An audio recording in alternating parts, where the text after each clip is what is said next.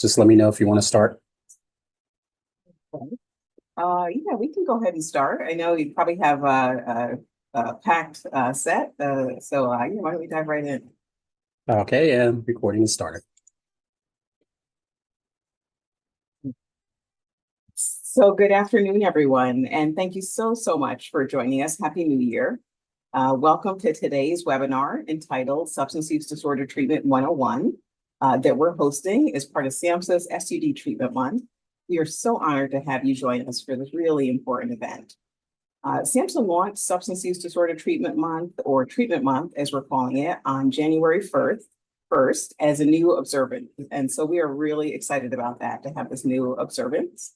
It's one dedicated to supporting individuals contemplating or seeking help for their substance use, practitioners who are treating or considering treating substance use disorders, friends, families, and loved ones of those affected.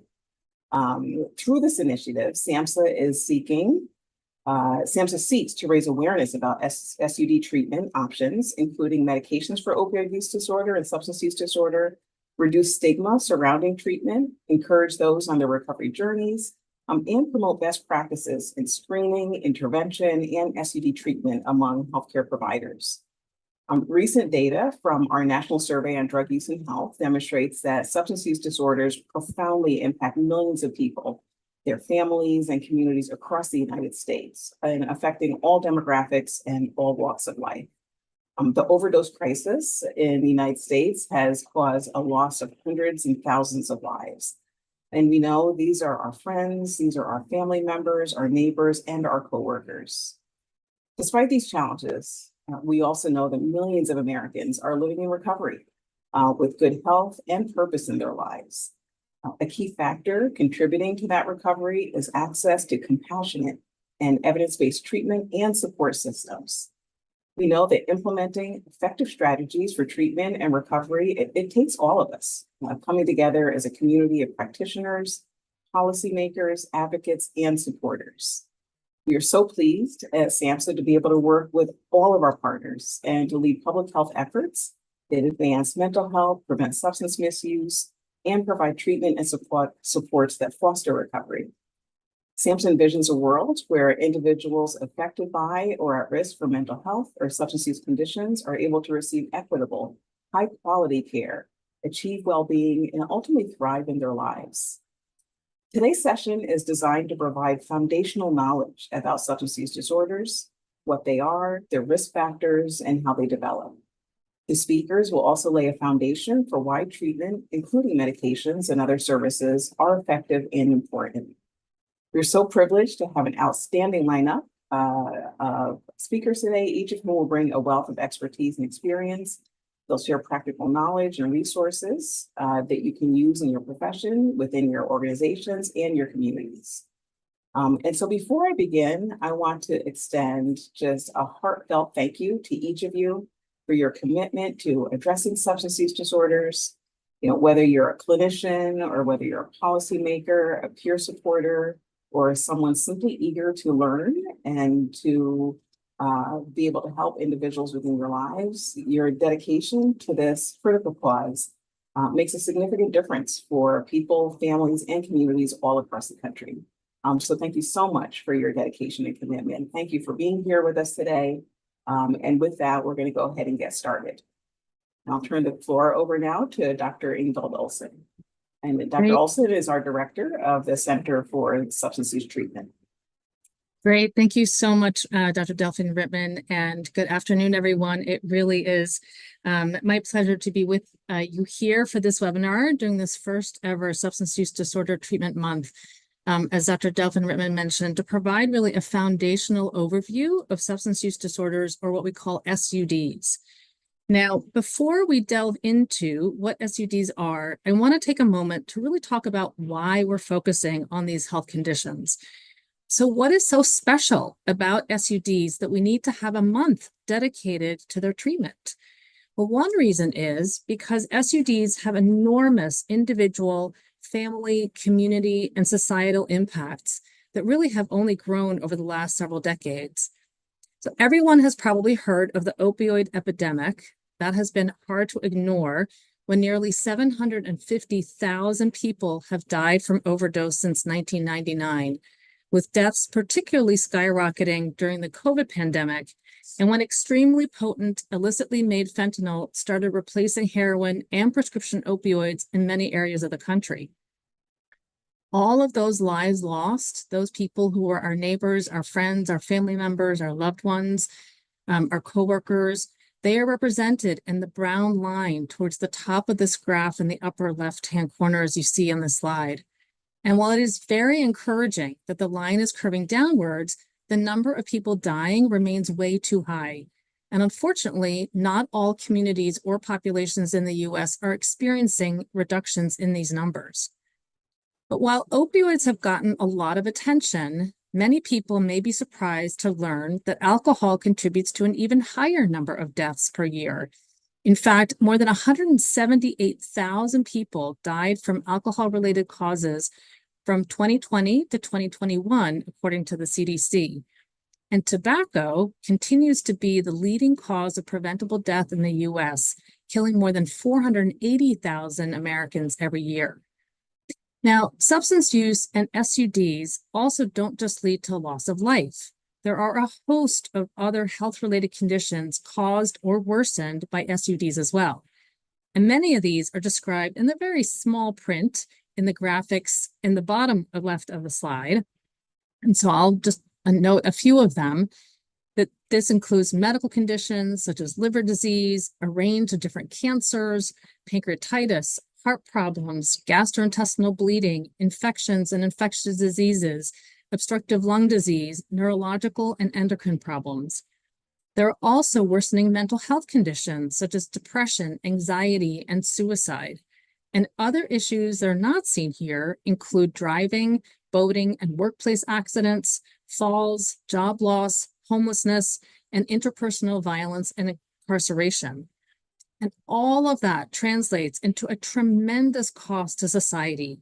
In fact, studies estimate that SUDs cost the US upwards of $800 billion to over $1 trillion per year in lost productivity, healthcare and social services, criminal justice resources, and premature mortality.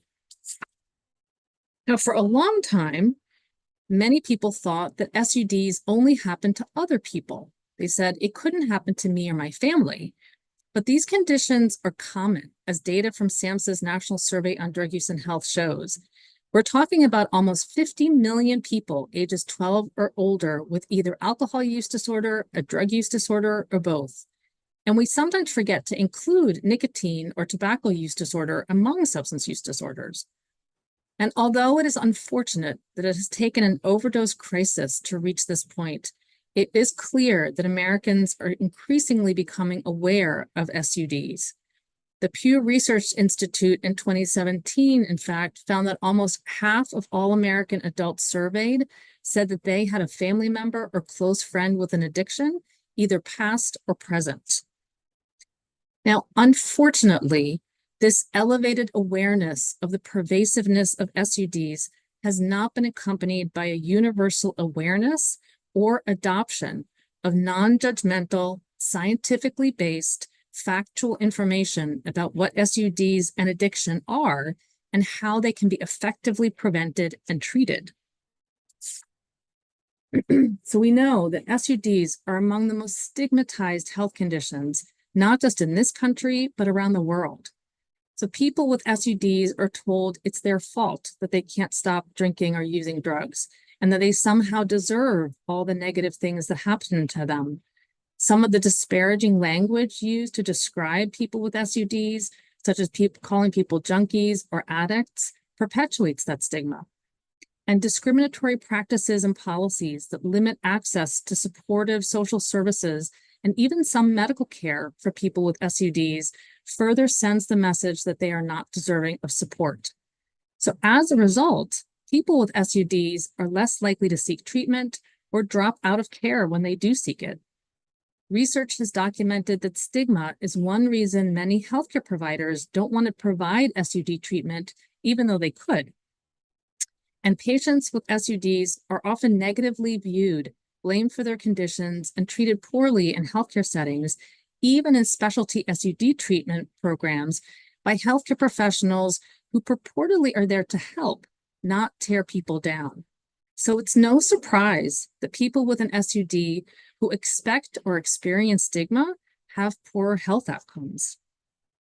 Now, the fact is that a substance use disorder or addiction is not a moral failing or lack of willpower. It's not a character flaw. It's not a disease of morality. Advances in the scientific understanding of this definition and this condition have definitively debunked these ideas. So then, what are they? What are substance use disorders? And I've been mentioning SUDs and addiction, and is there a difference? Well, since 2013, the US has been using the definition of substance use disorder as described in the chapter on substance-related and addictive disorders in the Diagnostic and Statistical Manual of Mental Disorders from the American Psychiatric Association, now in its 5th edition, which was recently revised a couple years ago. In essence, SUDs refers to a group of diagnoses identified by the specific substance involved. So, for example, opioid use disorder, alcohol use disorder, and so on.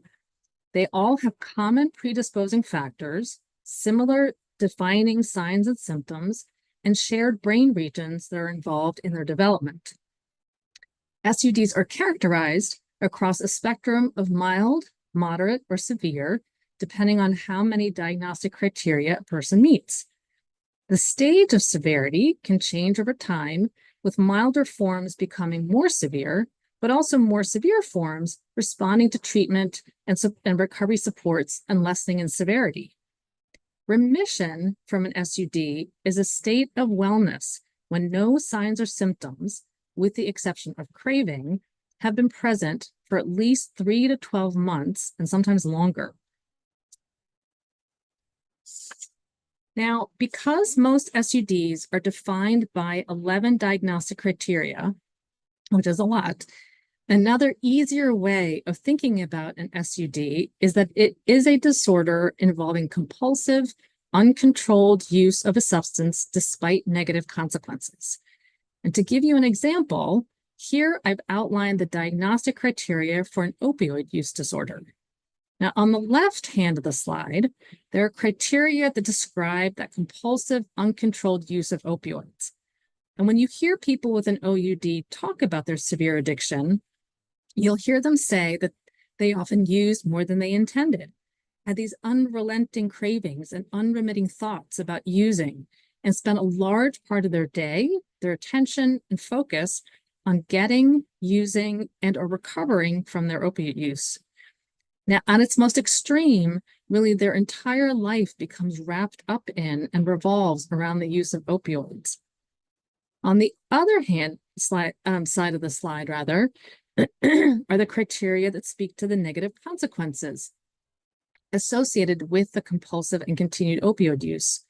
Now, that can include physical problems such as wounds, bacterial infections, hepatitis C or HIV, or mental health problems like depression.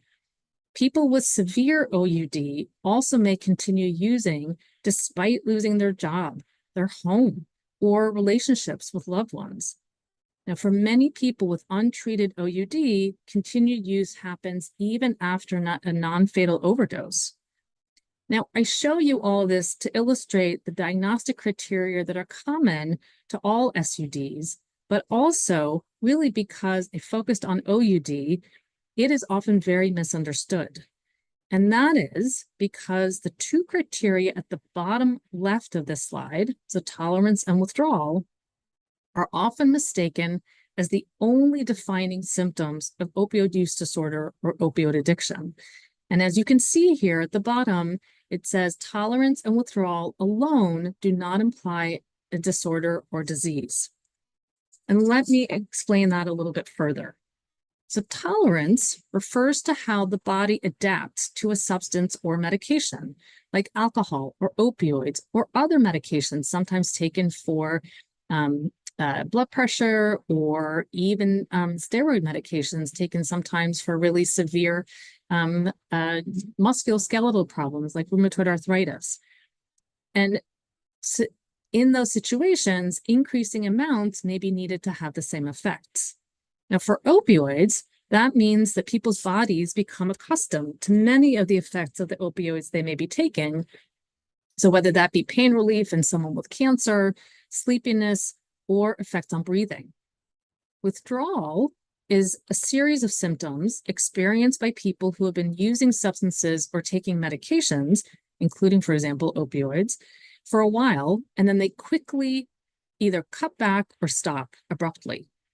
The withdrawal symptoms from opioids makes people feel like they have a really bad case of the flu, and occurs because the brain, skin, eyes, nose, bones, and intestinal tract, which have become used to the presence of the opioids, now respond to their absence. And while tolerance and withdrawal, often together referred to as physical dependence, are features of opioid use disorders, they cannot be used by themselves to define that OUD, as you saw in the previous slide. And that really becomes important when we're talking about treatments such as methadone and buprenorphine, since these can also cause physical dependence. However, for an opioid use disorder or opioid addiction to be present, there has to be those compulsive, uncontrolled use of opioids despite the negative consequences. So those other pieces of the diagnostic criteria. And many, many people who take methadone or buprenorphine as treatment for OUD do not have those symptoms, and so then would be considered to be in remission and further really in recovery. But more on that in our second webinar that we're hosting for SUD Treatment Month on January 30th. Now, I mentioned that, what is the difference between a substance use disorder and addiction? And I've been kind of using those maybe seemingly somewhat interchangeably, but there is a lot of confusion about those. And they're not exactly the same, even though there is significant overlap. The one way to think about the difference is outlined in this slide. Addiction is a disease, but not a separate diagnosis. There really is currently no way for us to measure addiction, but it can be a word that captures the complexity of what is happening in the brain of a person with the disease. And most specialists and researchers consider addiction to represent and align with a moderate to severe SUD. Now, SUDs are the diagnoses a healthcare practitioner makes, made up of the signs and symptoms of the disease and the criteria that I've described for you. It's also a way to really describe the spectrum of severity within and across different SUDs, and a system for measuring response to treatment over time. Now, I keep talking about kind of these complex happenings in the brain of someone with a substance use disorder or an addiction. So what are those? Well, before we kind of get into that, in order to really best understand it, it's important to understand something about the functioning of the brain when SUD or addiction is not present. So this image shows the three key parts of the brain that are involved in the development of addiction. And I'm just going to walk you through this, starting at the top right with the basal ganglia in blue. So this is an area that is located deep in the evolutionarily oldest part of the human brain, and is a core part of the brain's reward circuit. So that is that this is the part of the brain that responds to natural rewards, such as eating good food, having sex, and spending time with friends and loved ones. Brain activity here makes us feel good and teaches us to continue pursuing those activities that generate those positive feelings, even without being consciously aware that we're doing so. This is really what perpetuates our species as human beings. So the basal ganglia is also involved in keeping our body movement smooth and coordinated. The next area is the extended amygdala in red, just below the basal ganglia. Another evolutionarily old brain region, this area is involved in the body's stress response. So this is the area that generates feelings of anxiety, fear, unease, and other negative emotions, especially in response to external environments, like someone chasing you down the street, or, being in a really uncomfortable spot where you're being put on the spot, and are really anxious and nervous about it, when someone is really kind of threatening you. It's that fight or flight response that some people may have heard about. And the brain activity here also happens automatically without a whole lot of conscious awareness. Now, the third area is the prefrontal cortex in green, really here at the front of the brain. This is the evolutionarily youngest part of the human brain and is the area critical for decision-making, managing and organizing time and tasks, impulse control, and conscious awareness and attention. It steers all of our executive functioning, and that may be a familiar term for folks. Now, I should note that the prefrontal cortex does not fully mature until people are about age 26. So that's why teenagers, my own included, can be very impulsive and do really risky things like drive down the wrong way on a one-way street as a shortcut to try and get to a friend without really thinking about the consequences.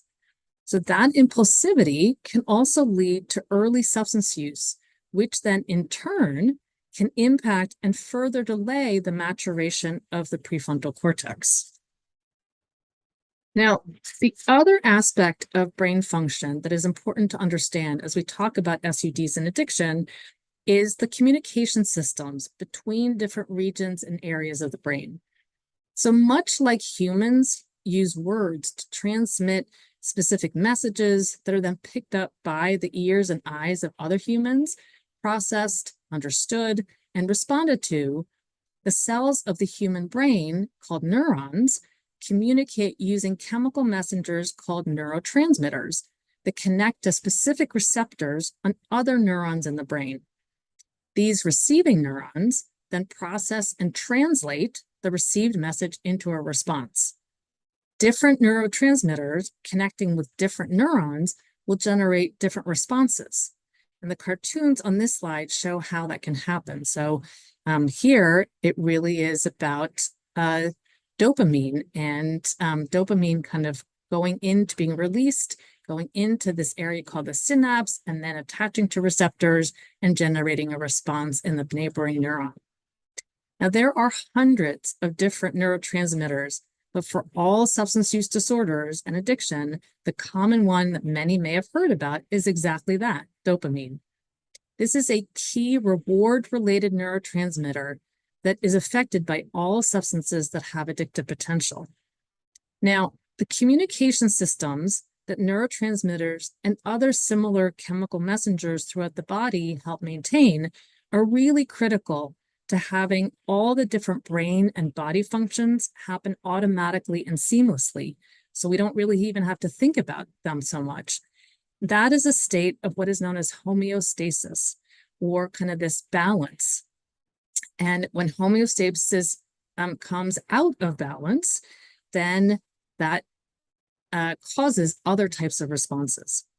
Now, dopamine, for example, is one of the neurotransmitters that makes connections with both the basal ganglia and the prefrontal cortex. And there are other neurotransmitters that connect the extended amygdala also to the prefrontal cortex and to the basal ganglia. So all three of those parts of the brain are connected. And dopamine helps our brains pay attention to, learn from, and continue to pursue those things that make us feel good. While at the same time, our prefrontal cortex also balances risks and potential harms from those behaviors and putting a brake on engaging in them. Now, because our bodies really don't like, as I said, that imbalance or instability, neurons and other cells in the body will make all sorts of adaptations to try to maintain that balance, even if those adaptations have downsides, as we're going to see in a minute. But before we get to what happens in these different brain regions in addiction, I did want to say a word about risk factors of addiction and SUDs. And while it is true that anyone can develop a substance use disorder, it is also true that not everyone who uses a substance, whether that be tobacco, alcohol, heroin, cocaine, fentanyl, or oxycodone, develops a substance use disorder or addiction. Now, in fact, only about 20% of the people in SAMHSA's National Survey on Drug Use and Health data who reported using a substance in the past year were identified as meeting criteria for a substance use disorder. So how do we really explain that? Well, one of the reasons lies in the known risk factors for substance use disorder that are shown on the slide. There may be many that we also still don't really totally understand, as the research into exactly the brain mechanisms and all of the different pieces that play into this complex interplay, that research is still ongoing. But we do know that the risk factors that we are aware of represent the unique biological, environmental, and substance-related factors that interact in complex ways to impact specific brain mechanisms in any given individual to cause an addiction. So, for example, we know that between 40 to 60% of the risk of developing a substance use disorder is genetically based. So there's a lot of research happening in this area, because we still have a lot left to learn about exactly which genes, which combination of genes predict risk of which substance use disorders. Or maybe there's a set that predicts just addiction in general. Now, we do know that there are some genes that predict risk of substance use disorder, and these have to do with how different people or different populations of people respond to different types of substances or medications. So East Asian populations, for example, generally have a lower risk of alcohol use disorder because of a common genetic variant involved in the liver metabolism of alcohol that causes flushing and some discomfort. And so their risk is actually lower because of that genetic variant. Now, we also know that gender plays a role, as does the presence of mental health disorders such as depression and anxiety-related conditions. Exactly why that is not entirely totally yet clear, but as we'll see, that some of the there's an interplay between substance use and mental health conditions. A large body of research also has found that adverse childhood experiences, or something called ACEs, such as early childhood physical, emotional, or sexual abuse, domestic violence, witnessing violence in general, poverty, or loss of a parent, can really increase the risk of developing a substance use disorder or addiction by upwards of 10-fold. And so the higher the number of ACEs, the higher the risk. Now, early onset of use, especially before age 14, is also associated with a higher risk of developing an SUD or addiction. And the risk of early onset of use is also associated with higher number of ACEs and the presence of depression in childhood. So you can see there's a lot of complex interaction between these risk factors, and we'll see why in a minute. We also know that a higher availability of substances, peer pressure, permissive attitudes about substance use, especially in adolescence, also are environmental risk factors. And then finally, there are some features of the substances themselves that pose risk. For example, very potent substances like fentanyl that get to the brain really quickly through smoking or injecting, and that last for a relatively short period of time, like heroin or cocaine, have more addictive potential than substances that are taken by mouth, have to get absorbed into the bloodstream, and maybe pass through the liver, and then they last for several hours. So that the relative addictive potential of those substances or medications is much less. But whatever the risk factors that may be present, what happens in addiction is essentially a reward system gone awry, with an imbalance between the basal ganglia that we talked about before, the extended amygdala that also sits very close here, that stress response, and the prefrontal cortex, that executive functioning piece of our brains, even though the brain's attempts at avoiding that imbalance and correcting that imbalance comes into play. So we're going to walk through what happens, but to help illustrate, I've asked my colleague and friend, David Abadallah, a public health advisor in SAMHSA's Office of Recovery, to join me. And I am so unbelievably thankful, David, for you being willing to talk through this with me and really, I think, highlight exactly how this happens, but also that people are so much more than this. I think that's the other message that we really want to convey. Because you were someone with lived experience of a substance use disorder, and you've been in recovery for many, many, many years.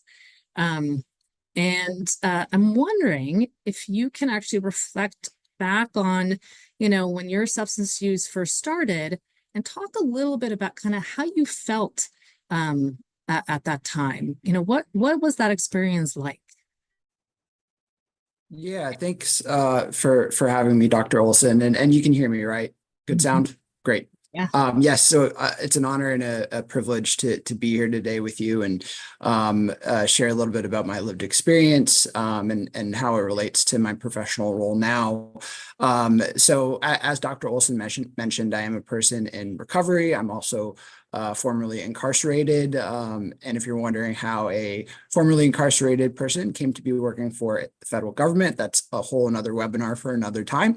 But to get back to your question, Dr. Olson, I am in recovery from both substance use and mental health conditions. And while I am in recovery from multiple substance use disorders, I had the majority of my consequences associated with one, and that was opioids. And that is what led me down to a path of incarceration, in and out of treatment programs, in and out of jail, drug court, probation, parole, the entire criminal justice system. And so, I can think back to the first time that I ingested an opioid legally, and I had actually gotten my wisdom teeth out, and I want to say I was 16 or 17 at the time. And during the previous few years, I had experimented with other substances and maybe had a mild or moderate alcohol use disorder, or I was using marijuana quite frequently, but I didn't have that many consequences. And I don't know if I had never been introduced to opioids, if I would have stopped and just grown out of that. But I can tell you that the first time I took an opioid, my body's reaction to it was different. And I remember I was talking to my mom because she had received a prescription for hydrocodone, a couple of years into my recovery. And she said, David, I don't understand what you find pleasurable about this. I feel drowsy. I feel out of control. I feel nauseous. And then to further accentuate that example, actually 2 days ago, my wife just had surgery. And so she's being prescribed a pretty heavy narcotic to deal with the pain. And then same thing with her. But my body reacted in a completely different way. And I remember when I took the hydrocodone after I got my wisdom teeth out, I remember sitting on my bed and I remember thinking, this is what I want to feel like the rest of my life. And this is legal. And the doctor that prescribed them to me didn't say anything about tolerance or withdrawal or addiction. And the lights just turned off in the room that I'm in. So let me stand up and wave. That was a little miscue. 1 second. They're back on. Okay. So I remember taking that tablet and, for the next couple of hours, I felt the anxiety that I had every day lift away. I felt my depression go away. I felt energized. I felt like I wanted to talk to people. And in many ways, that's a peculiar reaction, because if you think about it, opioids are central nervous system depressants. And so genetically, what is happening at that molecular and cellular level to cause a person to have these feelings that are in many ways opposite of what you would think would be associated with it. And although, I didn't develop an addiction right away after I got that first prescription, it wasn't long before I started receiving prescriptions regularly. And then first the physical dependence started, and the tolerance, the withdrawal, and then those DSM criteria that you mentioned, the mild, moderate to severe, I started checking those off one by one by one. Yeah. So that first piece that you were mentioning about how kind of it made your anxiety go away, right? The depression get better, kind of that response that you had, right? I mean, that really correlates to that kind of spike in dopamine, right? That happens kind of in the basal ganglia, that feeling of pleasure or ease, actually, because you may have been one of those people that actually started before you even started using, maybe started with like a hyperactive extended amygdala, right? Like that hyperactive kind of, stress level that might have been. So you're not, in those situations, you don't necessarily really need like the genetic risk for developing a substance use disorder. But if you have some of those other risks, right now, all of a sudden, it's not that like, you're kind of feeling this unbelievable high that like, oh my God, right? It's that I just feel so much better. Like I actually feel like I could, yeah, I don't have to worry about those kind of negative emotions and those negative feelings kind of anymore. Yeah. Or, you could have been somebody who had a parent who also had a substance use disorder, and they don't have to like that genetic risk it's not substance use disorder specific, at least kind of from what we understand to date. But you're right, your mom had a completely different reaction. So, so there's something about your body and your brain that responded very differently to that. Yeah. And it was much, then you kind of can imagine that with that feeling, especially as a 16-year-old, right? Like, oh yeah, I'm going to want to kind of keep doing this. Right.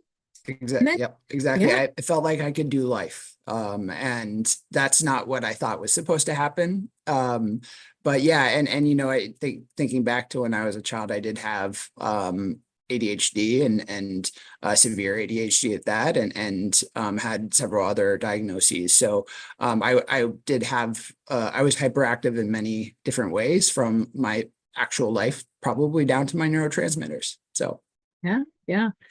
So, so you also mentioned that, kind of it took some time, right? That it didn't kind of happen overnight. And it wasn't something that you really were necessarily kind of consciously aware that like, oh, something is, maybe you thought that something was changing. But that neuroadaptation that you mentioned really does happen over time. It can take some time, right? And during that period, that basal ganglia, all of those dopamine receptors and the amount of dopamine that is released actually with each use, we know that goes down. That's the body's way of trying to kind of get back to some of that homeostasis, that balance.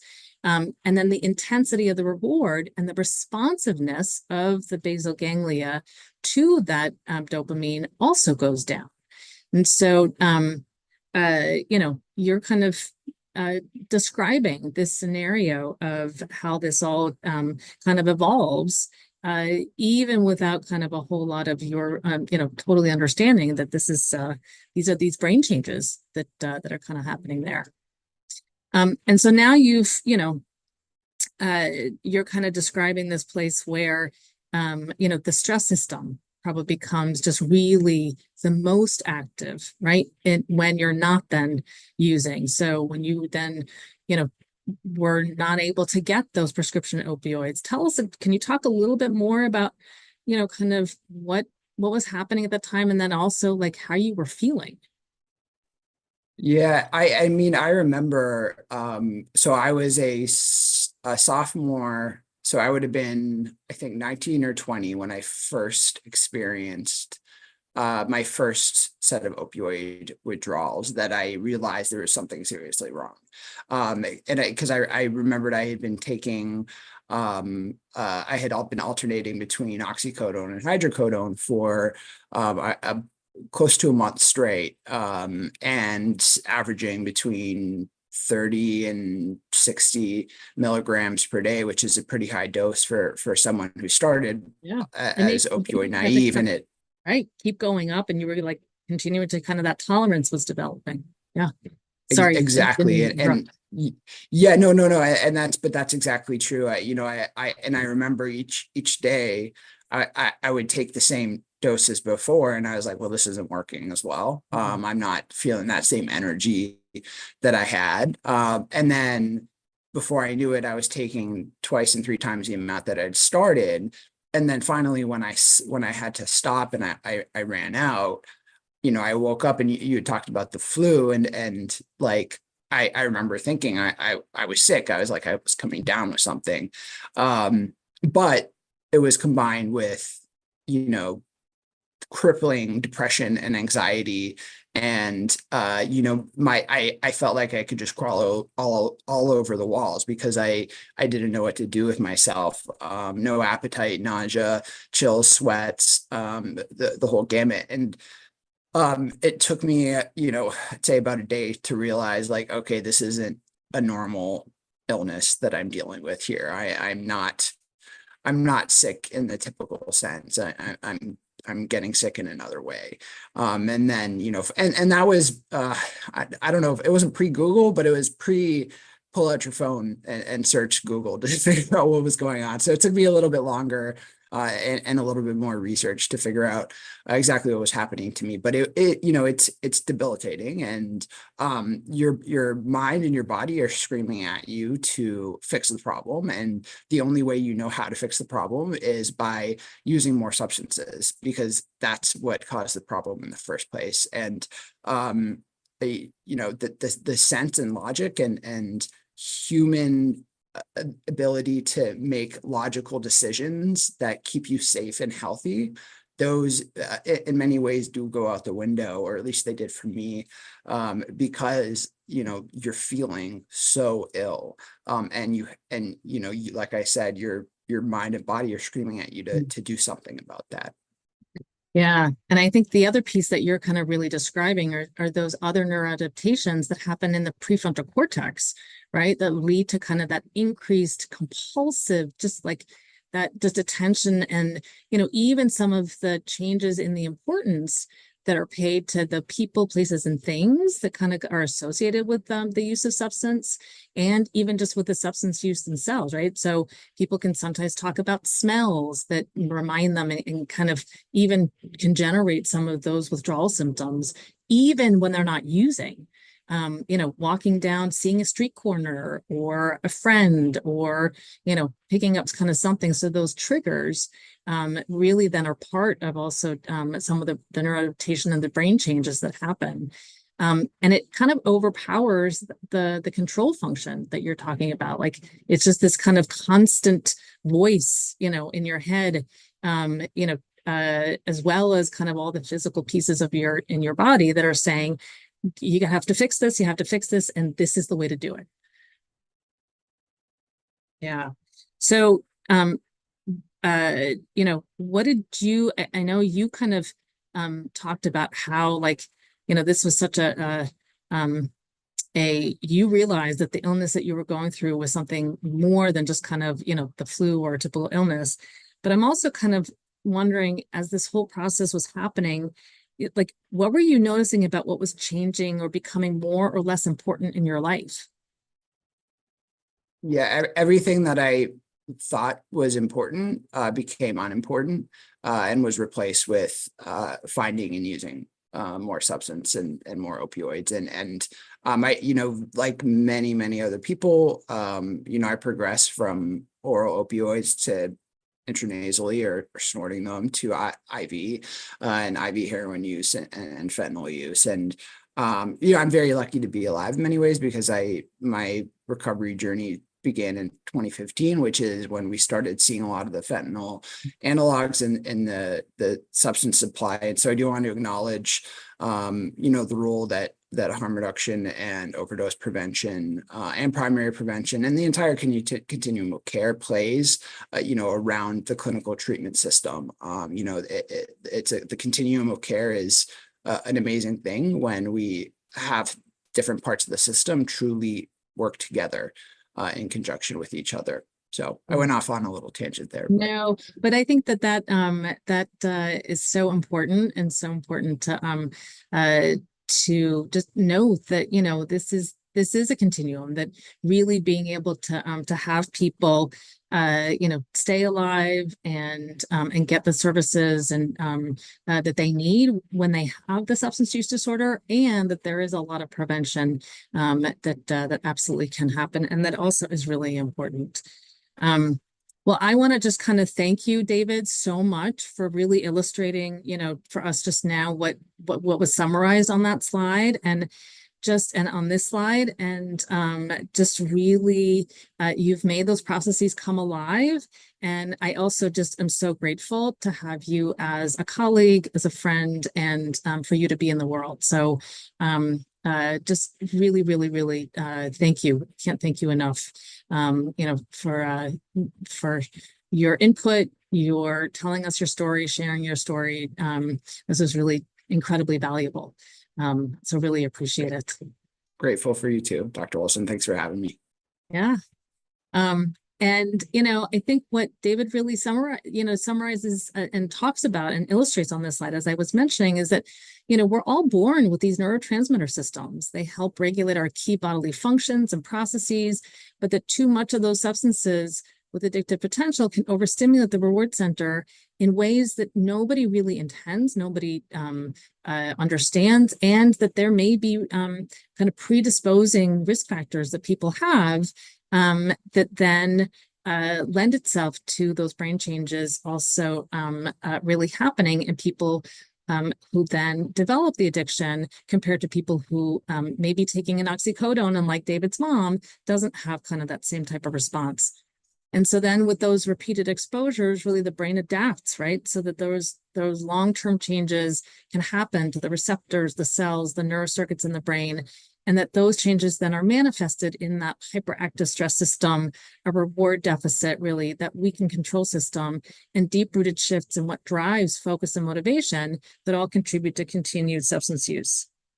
But I don't want to leave the story there, because as David also so unbelievably fabulously illustrates, and how there's so many people at SAMHSA that and across the country, millions of people in recovery, that there is hope, because treatment and recovery supports can really help stabilize those brain circuits, strengthen the weakened connections between them, and move their functioning back towards balance. So that's at the cellular level. At the person level, I think, really, David, getting back to who you were, right? And even kind of maybe, I don't know if you want to say anything about what your life is kind of like at this moment. Yeah, I mean, here I am speaking with you. I mean, that's self-explanatory. I never could have in a million years. And sometimes I forget to be grateful for for where I'm at. It's easy to get stressed, and when you want to say regular life, or however you want to call it. But going from in and out of the prison system to working for the government is such an honor and a pleasure. And like I said, I'm sure there's a lot of people on this webinar, which is so amazing to see. And I'm willing to bet all the money in my bank account that a good chunk of the folks on here have lost someone they love to overdose. And so I also want to take a moment to recognize that we have a lot of work to do. If not for the fact that we're going to save lives for those people that we've already lost, because I personally have lost friends and loved ones. I'm still losing friends and loved ones, and so we have to find a way to change the system. And I feel like we're starting to make some progress there, and so I'm just grateful to be part of it. Yeah, great. Well, thank you. We're really grateful to have you as part of kind of that solution, because I think the other thing that we also sometimes forget is that kind of treatment, that recovery process, that can take time, right? And kind of recognizing that underlying differences in brain circuits of people with substance use disorder or addiction that can also create recurrence risk, but that we can minimize and really help people avoid those recurrences, or at least if and when they happen, that we're there to be able to provide those supports and provide that care to really help save people's lives and kind of get them back on their feet. And so this is some of what we've been talking about all along today, is some of what kind of underlies the rationales to why we really are thinking about addiction as a chronic disease.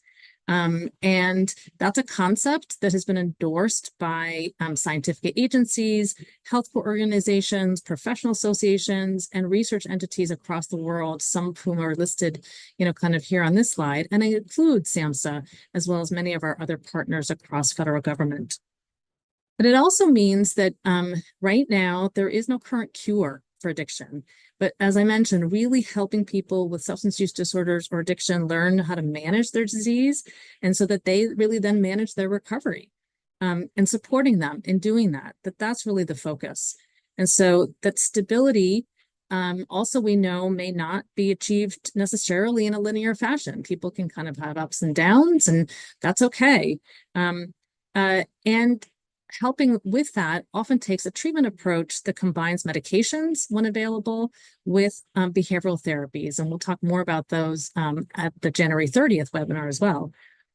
I think this model also really recognizes that disease severity can change over time with periods of remission, recovery, as I mentioned, possibly even mixed in with periods of symptom recurrence. And, some of the analogies that are made is that this is what happens with diabetes, or hypertension, or major depression, and many other chronic conditions. And so it's not really as foreign as we sometimes kind of think it is. And I also wanted to point out that for Americans who may be in a situation where they find themselves either interested in or needing treatment, that SAMHSA has a treatment locator at findtreatment.gov that could be a place to start. This is a confidential, anonymous resource that really allows people to kind of identify what also they are interested in and looking for. And there are thousands of potential treatment services that can be identified through this findtreatment.gov. For those who are interested in more information and resources, things to read on the treatment of substance use disorders, SAMHSA's Evidence-Based Resource Center offers a lot of different materials for a range of audiences. So this is from family members and the public, healthcare practitioners in particular, as well as, people with a substance use disorder also may be looking for more information. David, as you mentioned, kind of pre-Google, there wasn't a whole lot. Now there's a ton, but really having access to factual evidence-based information. One of the sources that you can go to is SAMHSA's EBPRC. And finally, we don't at SAMHSA, and we can't tackle SUDs alone. I think, David, you really said it nicely, that this is given the size, the scope, and the breadth of the impacts of substance use disorders, this really takes a collective, coordinated effort to address them, not just across different health agencies within the federal government, but also with other agencies, some of whom are listed here on the right-hand side of the slide, whose functions and areas are ones that often intersect with people with substance use disorders and their families in different states, jurisdictions, and communities. And it really is this collective, coordinated effort that is happening at the federal level that also needs to be mirrored at the state and the local level. To really make a significant impact on the health and well-being of people with substance use disorders, their families, and their communities. And so I think our ask of everyone is to be a part of that solution, to be a part of reducing the impact of substance use disorders by really embracing this as the health condition that it is. And I want to just thank everyone for being here today. And I hope that the information that we provided has really helped reinforce that this is a health condition. This is not a moral failure. It is not a lack of willpower. It's not a disease of morality. This is really a health condition that we can treat and prevent, and that people can and do recover from. So thank you so much to all of you. We are excited about really this SUD treatment month to highlight the importance of that part of the continuum. But David, as you mentioned, this is really prevention, harm reduction, treatment, and recovery. It all needs to kind of go together. So thank you all again. And we hope to see you January 30th for the next part. And check out the SAMHSA's SUD treatment month website for more information, virtual background, social messaging, and our blogs that they're going to be coming out this month as well. So we really appreciate you all. Thanks.